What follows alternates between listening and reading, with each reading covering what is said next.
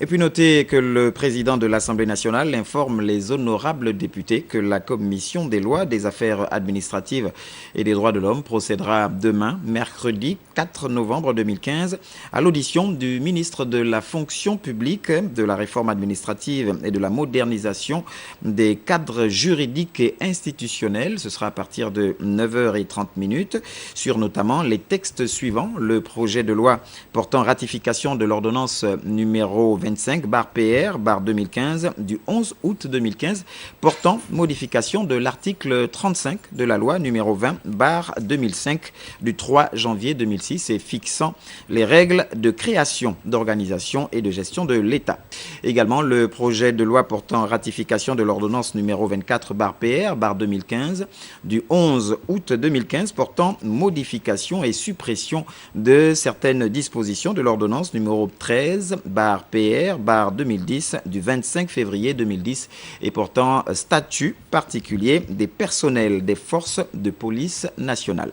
À cet effet, la présence des députés membres de la dite commission est vivement souhaitée. La suite de l'actualité, pour dire que c'est pour donner notamment de nouvelles orientations à la tête du ministère de la Communication, et bien que le responsable de ce département, Alain-Claude Billier-Binzé, s'est entretenu, c'était hier, avec les différentes entreprises de presse. Entre autres sujets abordés donc les questions liées à la formation, à l'éthique, à la déontologie, puis à la réforme de l'audiovisuel public gabonais. Le compte-rendu de Comfort Olga Okenkali et de Michel John Boudéa. Formation, développement, autorégulation, sécurité, autant de points qui ont émaillé la rencontre entre le ministre de la Communication et les entreprises de presse, les ONG et autres associations professionnelles. Il était donc question pour le chef du département, Alain-Claude Billier-Binzé, de fixer le cap quant aux priorités du ministère.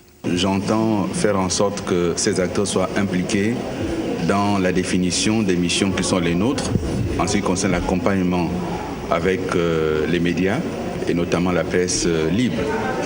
J'ai voulu également discuter avec les différents acteurs de la perception que chacun d'entre eux a aujourd'hui du métier de journaliste dans notre pays.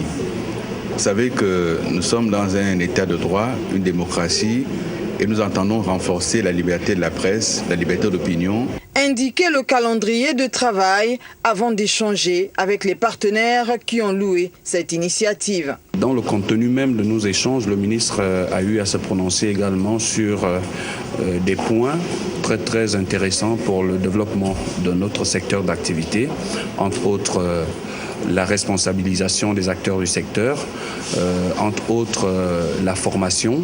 Ça veut dire non seulement que le ministre est lui-même au fait des difficultés auxquelles sont confrontés aujourd'hui les communicateurs. D'autres questions en rapport avec la révision de l'audiovisuel public, le Haut Conseil de la publicité et bien entendu des questions d'éthique, de déontologie et de cohérence ont été abordées entre le ministre de la Communication et les associations professionnelles de presse.